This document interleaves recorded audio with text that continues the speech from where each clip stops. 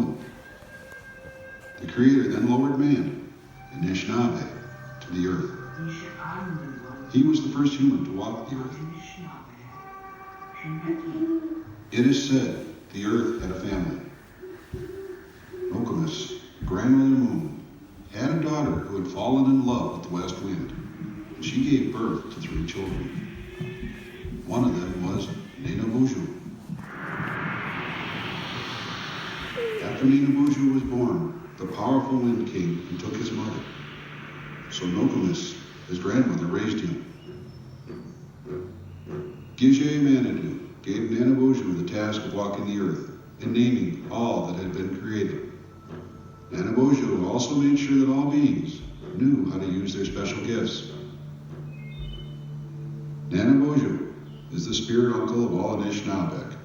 He was our teacher, showing us all things good and bad too, because everything is necessary in its place and time to maintain a balance. But as Nanabuju was walking the earth by himself, naming creation, he became lonesome and wished for a companion.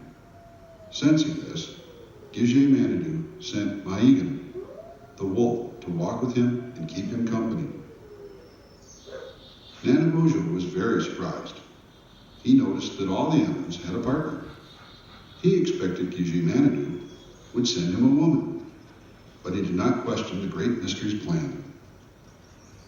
Nanabuju became very close to Maigan, like we become very close to our dogs. The water spirits were jealous of Nanabuju and Maigan. They plotted to take him, but Nanabuju saw their plan through a dream and told Maigan not to go near the water. But Maigan didn't listen. As he was crossing a frozen lake, the water spirits broke open the ice and drowned Maigan. Nanabuju was very sad and angry. He vowed revenge upon the water spirits. In disguise, Nanabuju went down to the water spirits' home and fought the water spirits over his grief for Maigan. The water spirits declared war on Nanabuju and threatened to destroy all of creation. It brought a great rain that flooded the whole earth. The sky beings tried to help Nanabuju. They cast lightning bolts into the water to stop the water spirits, but they failed. Mother Earth was soon covered by deep water.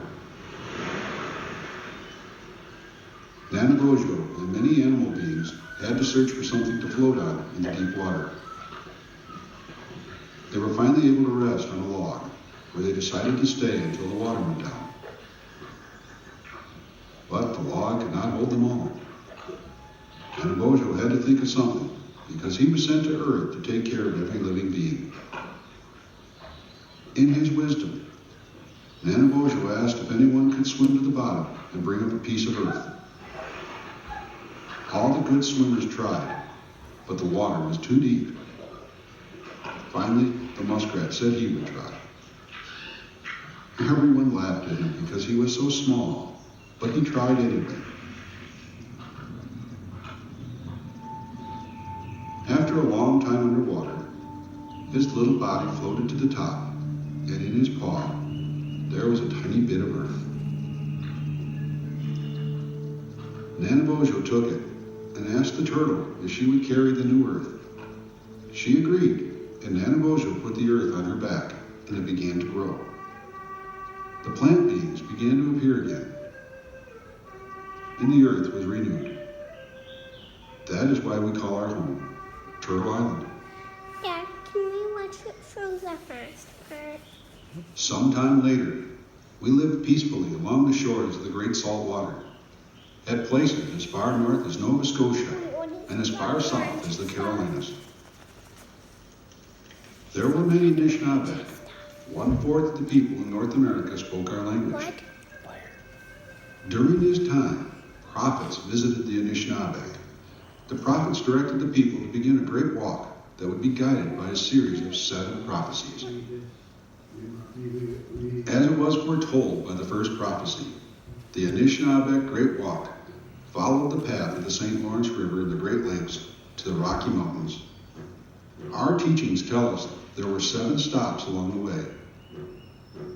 Right now, you are sitting in the center of that great walk. Some say they do not know how long the great walk took because it began, in the words of our elders, many strings of life ago.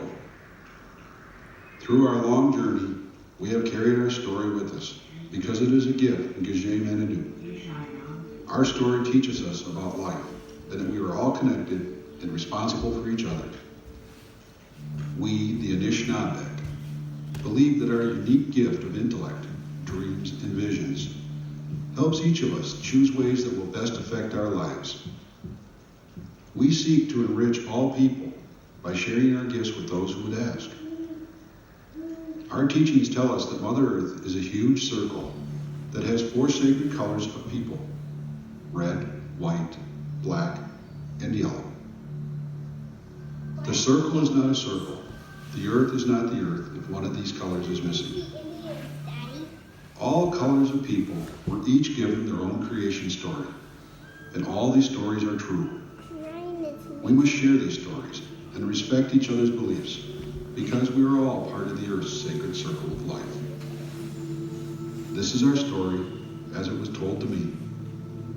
Miigwech, thank you for sharing your gift of time with us today. Let's take care of each other and our mother, the earth.